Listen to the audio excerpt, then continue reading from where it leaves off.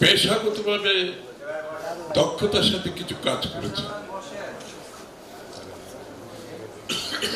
উনি একটি সফল ব্যবসায়িক প্রতিষ্ঠান গড়ে তুলেছেন এভিয়েশন সেক্টরে,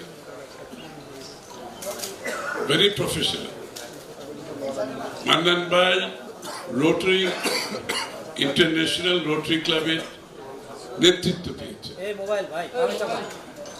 এবং সফলভাবে নেতৃত্ব দিয়েছে।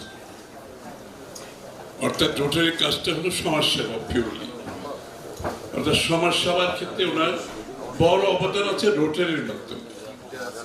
এবং ওনার ব্যবসায়িক প্রতিষ্ঠান যেটা অত্যন্ত, এটা কোনো সরকারের বদান্যতার ব্যবসা না, নিজের কষ্টে নিজে গড়ে তুলেছেন একটি ভালো প্রতিষ্ঠান, যেটা মেহনাজ যখন চালাচ্ছে আমি আনন্দিত, সে নিশ্চয়ই ভালোভাবে চালাচ্ছে।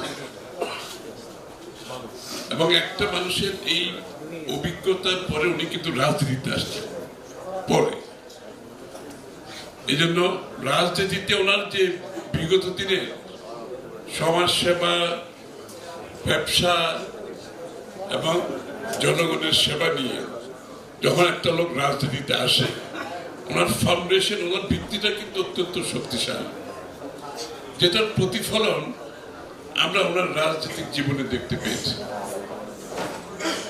এবং রাজনীতিক জীবনে যখন একটা মানুষ মানুষের কাছে গিয়ে মানুষের হৃদয় স্পর্শ করে, তখনই একজন রাজনীতিবিদের সফল। এমপি মন্ত্রী হওয়া কিন্তু সফলতা না, আমি কিন্তু পরিষ্কারভাবে বলছি। বাংলাদেশে বহু লোক এমপি মন্ত্রী হয়েছে, আমি এটাকে কোনো সফলতা মনে করি। সফলতা হচ্ছে আপনি জনগণের সেবক হিসাবে, জনগণের মানুষ হিসেবে তার হৃদয়ে স্পর্শ করতে পেরেছেন কিনা, তার মনের কথাগুলো ধারণ করতে পেরেছেন কিনা, বুঝতে পেরেছেন কিনা, বুঝে সেটাকে বাস্তবায়নের জন্য চেষ্টা করেছেন।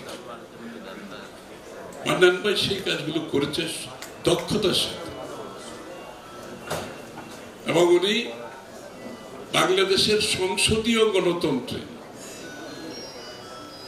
যে প্রক্রিয়া, এই সংসদীয় গণতন্ত্রের প্রক্রিয়ার মাধ্যমে জনগণের আশা প্রত্যাশা, দেশের ভবিষ্যৎ, রাজনৈতিক, সামাজিক, অর্থনৈতিক যে বিষয়গুলো একটি সংসদীয় গণতন্ত্রে সংসদের মাধ্যমে, সংসদীয় কমিটির মাধ্যমে, সংসদীয় রাজনীতির মাধ্যমে প্রতিফলন ঘটানোর যে বিষয়টা, সেটা উনি সফলভাবে করেছেন।